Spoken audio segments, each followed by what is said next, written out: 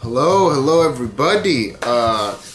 Coming on real quick before the wife and baby comes home, and I don't have time to make a video because I don't have time to do anything lately. But my birthday was it yesterday? Yes, my birthday was yesterday, and I went on a dig last weekend, and picked up some records, and also got a couple things in that I ordered.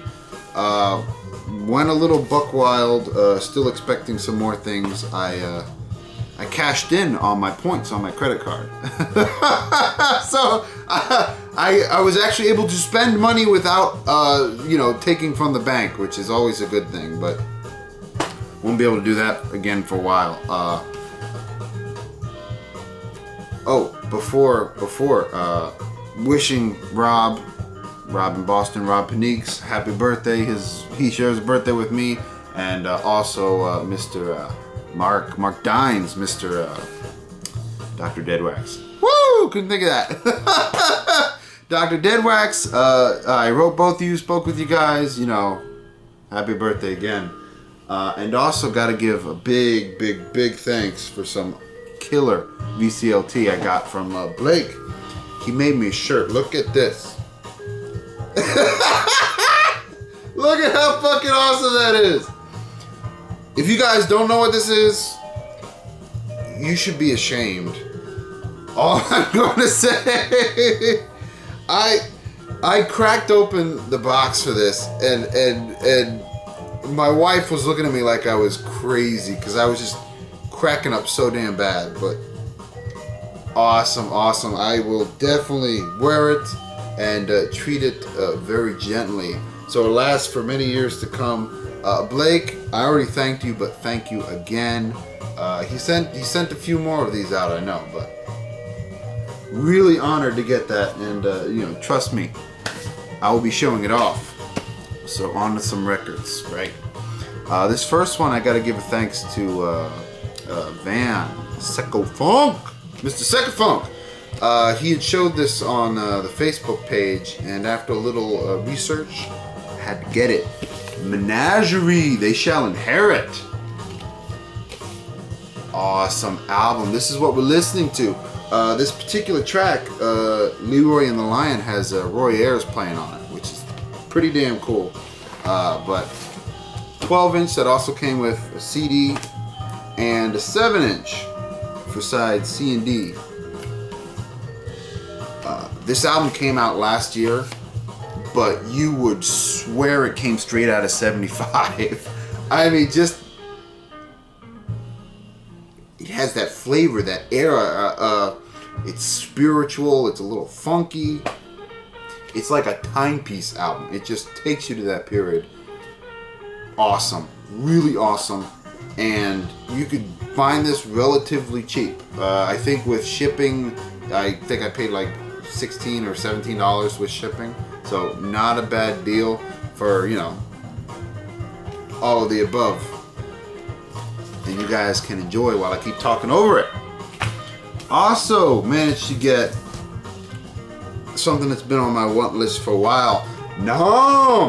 The Nirvana covers on some tasty yellow vinyl. If I can manage to get it out, look at that. A little bit of marbling in there. They cover Drain You and Pennyroyal Tea. Drain You, they just kind of go on there and just rock the shit out of it.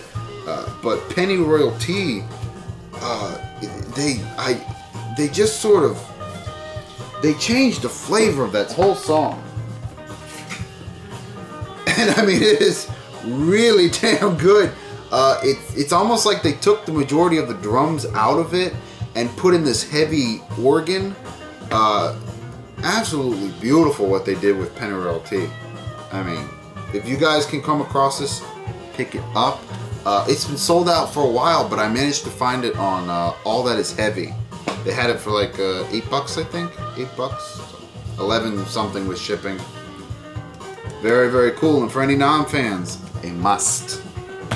Speaking of Nirvana, I also picked up the 20th anniversary in Utero.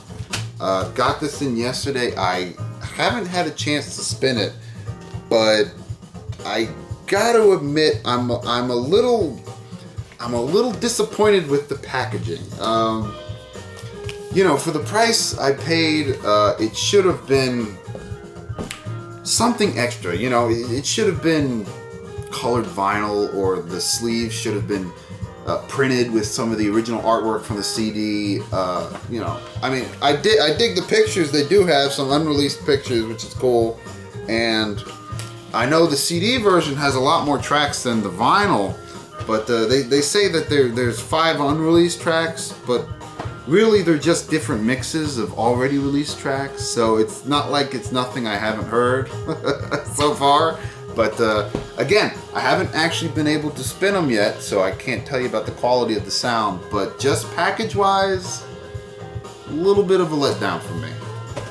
But, you know, it's an album that I love. It's my favorite Nirvana album. I basically grew up on it, so, you know, I'm not completely upset about it. But on to the records, I went with my dig. Only picked up a few. I didn't really go all that crazy, but this first one's one that's been on my list for a while, and I was so thrilled to pull it out. Sweet Thursday, their one and only album, Gatefold. This is a second press. The original was off of Tetragrammaton Records or something like that. This is off of what is it? Great Western, Great Western Gramophone. Beautiful, beautiful album. I guess the best way I can call it is like mellow rock or soft rock. This was Mark Almond's band before he ended up forming Mark Almond. Damn it. This is John Mark's band. Excuse me. Before he ended up forming Mark Almond.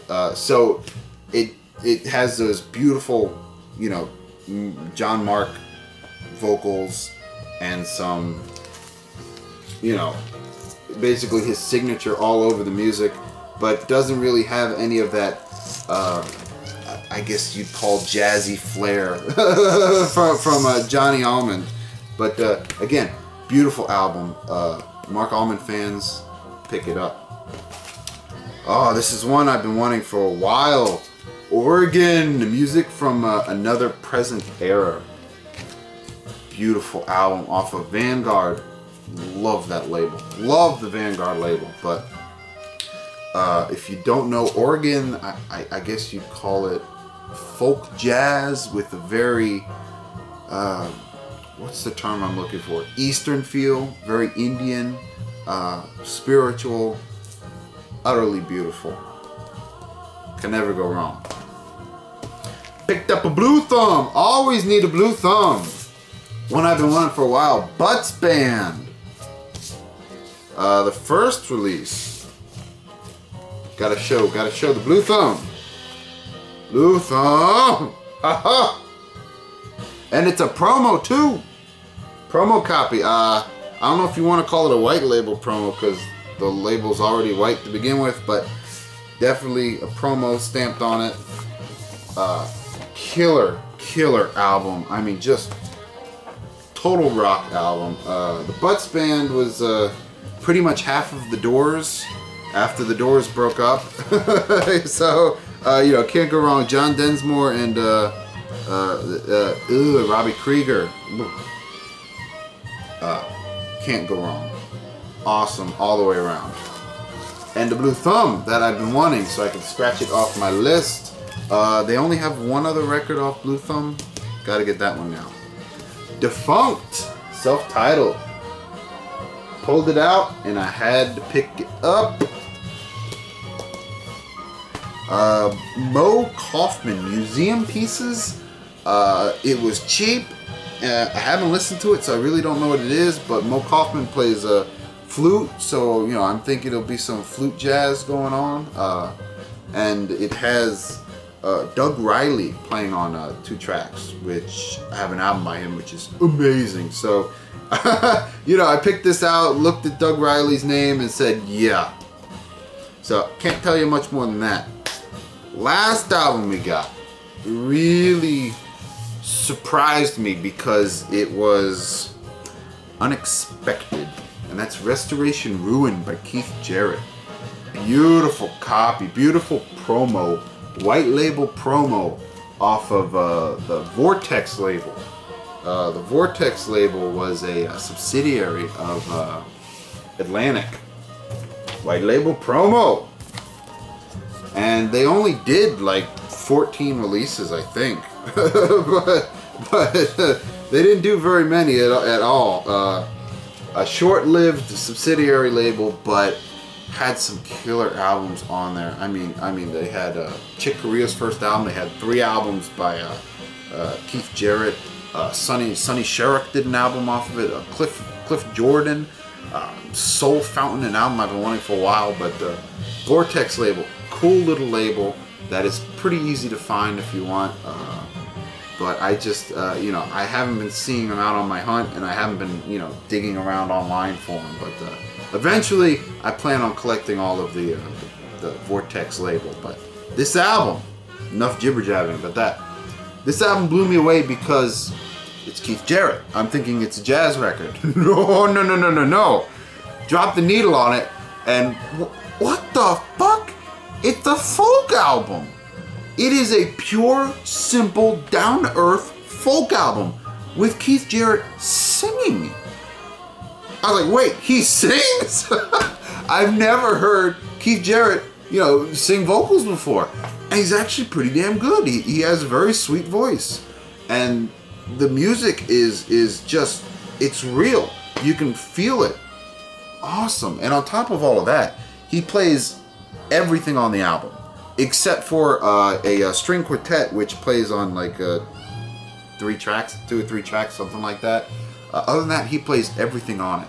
He plays guitar on all the tracks, plays drums on a couple tracks, piano on a few tracks, tambourine, organ, sistra, bass guitar, soprano sax, recorder, harmonica. That's all the damn stuff he plays on this album. He pulled a Stevie Wonder for this album.